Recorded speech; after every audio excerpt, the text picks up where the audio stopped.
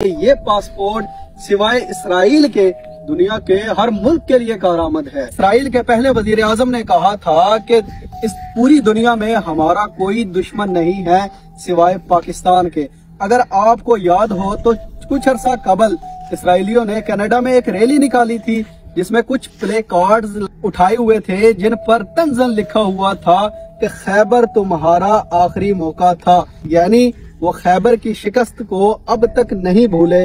1948 में आजाद होने वाला मुल्क इसराइल, जिसके आजाद होने के महज 2 घंटे के बाद ही उसे सुपर पावर अमेरिका ने तस्लीम कर लिया और उसके तस्लीम करने के 2 दिन के बाद उसे दूसरे सुपर पावर रशिया ने तस्लीम कर लिया। लेकिन 75 साल गुजरने के बाद भी आज तक पाकिस्तान ने उसे बहैसियत मुल्क तस्लीम नहीं किया। और अगर आप पाकिस्तान का पासपोर्ट उठाकर देखेंगे तो उसके ऊपर लिखा हुआ होगा कि ये पासपोर्ट सिवाय इसराइल के दुनिया के हर मुल्क के लिए कारआमद है। जब इसराइल ने तुर्की के इमदादी जहाज पर हमला किया तो तुर्की और इसराइल की जंग के खतरात बहुत ज्यादा बढ़ गए, तो पाकिस्तान ने फौरी तौर पर अपने जंगी हेलीकॉप्टर तुर्की की मदद के लिए भेजे जो मुसलसल उसकी सरहदों की हिफाजत करते रहे। अरब इसराइल जंग के बाद जब इसराइली अवाम ने अपनी फतह का जश्न मुल्क के पेरिस में मनाया तो वहां पर उसके वजीर आजम ने क्या कहा था। आप जरा अल्फाज पर गौर कीजिए कि हमें इस पूरी दुनिया में किसी से खतरा नहीं है, हमें अरबों से जंग जीतने की कोई खुशी नहीं है, हमें सिर्फ और सिर्फ खतरा है तो पाकिस्तान से है। ये पासपोर्ट सिवाय इसराइल के दुनिया के हर मुल्क के लिए कारआमद है। इसराइल के पहले वजीर आजम ने कहा था कि इस पूरी दुनिया में हमारा कोई दुश्मन नहीं है सिवाय पाकिस्तान के।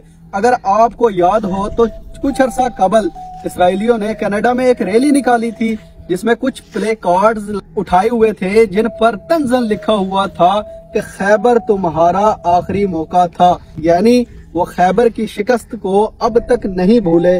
1948 में आजाद होने वाला मुल्क इसराइल, जिसके आजाद होने के महज 2 घंटे के बाद ही उसे सुपर पावर अमेरिका ने तस्लीम कर लिया और उसके तस्लीम करने के 2 दिन के बाद उसे दूसरे सुपर पावर रशिया ने तस्लीम कर लिया। लेकिन 75 साल गुजरने के बाद भी आज तक पाकिस्तान ने उसे बहैसियत मुल्क तस्लीम नहीं किया। और अगर आप पाकिस्तान का पासपोर्ट उठाकर देखेंगे तो उसके ऊपर लिखा हुआ होगा कि ये पासपोर्ट सिवाय इसराइल के दुनिया के हर मुल्क के लिए कारआमद है। जब इसराइल ने तुर्की के इमदादी जहाज पर हमला किया तो तुर्की और इसराइल की जंग के खतरात बहुत ज्यादा बढ़ गए, तो पाकिस्तान ने फौरी तौर पर अपने जंगी हेलीकॉप्टर तुर्की की मदद के लिए भेजे जो मुसलसल उसकी सरहदों की हिफाजत करते रहे। अरब इसराइल जंग के बाद जब इसराइली अवाम ने अपनी फतह का जश्न मुल्क के पेरिस में मनाया तो वहां पर उसके वजीर आजम ने क्या कहा था। आप जरा अल्फाज पर गौर कीजिए कि हमें इस पूरी दुनिया में किसी से खतरा नहीं है, हमें अरबों से जंग जीतने की कोई खुशी नहीं है, हमें सिर्फ और सिर्फ खतरा है तो पाकिस्तान से है।